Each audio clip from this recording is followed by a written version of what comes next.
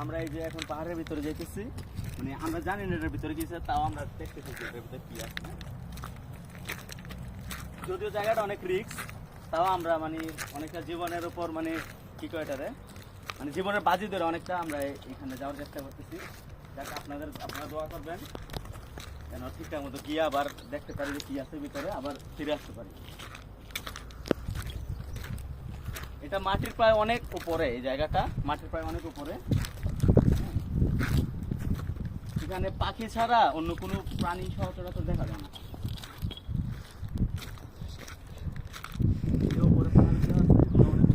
Wow, wow, wow, Bigu.